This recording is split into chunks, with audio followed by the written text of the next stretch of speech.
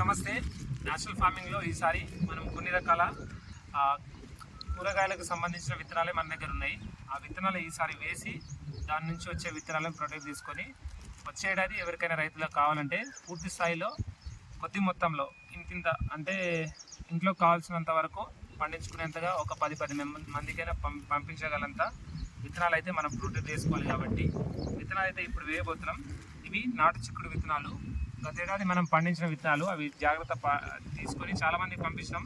ఇప్పుడు మళ్ళీ విత్తనాల కోసమని ఇవి నాటబోతున్నాం. ఇవి ఒక 2 ప్యాకెట్లు ఉన్నాయి. ఇవి మిరప అన్నమాట.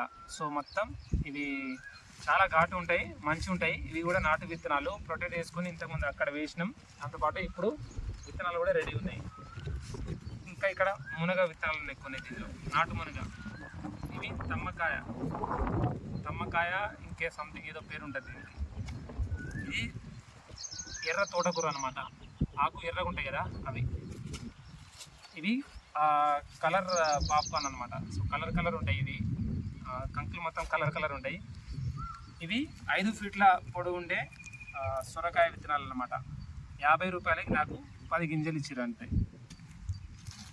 ఇది రౌండ్ సొరకాయ, బిందె సొరకాయ అంటాం కదా, మన పొలంలో ఇంతకుముందు పండించిన విత్తనాలు, దాని నుంచి తీసిన విత్తనాలు ఇవి. అవి జాగ్రత్త తీసుకొని ఈసారి పండించడానికి రెడీ చేసుకున్నాం. ఇవి ఎర్ర బెండకాయ విత్తనాలు, గతేడాది మనం పండించినవి. ఇదైతే క్యారెట్ అనమాట, నాటు క్యారెట్ విత్తనాలు. ఈ విధంగా ఉంటాయి నాటు క్యారెట్ విత్తనాలు. ఈ విధంగా ఫుల్గా ఫ్లవర్ వచ్చిన తర్వాత దీని మీద మొత్తం విత్తనాలు అయితే కాస్తాయి అన్నమాట. బూడిద గుమ్మడి పండు కాయలు విత్తనాలు. సో ఇవి. దాంతోపాటు విత్తన పండుగకి వెళ్ళినప్పుడు కొన్ని తీసుకొచ్చిన విత్తనాలు ఇవి. ఈసారి సెంటర్ ఆఫ్ అట్రాక్షన్ లేకనుకోండి. సో ఇవి సేమ్ బిందె సొరకాయ లేకనే, కాకపోతే కొద్దిగా డిఫరెంట్ కలర్లు ఉంటాయి అన్నమాట. ఈ విధంగా ఉంటాయి. దాంతోపాటు ఇవి తీయగా ఉంటాయి అన్నమాట, ఈ కీరా. సో ఇది ఒక వెరైటీ.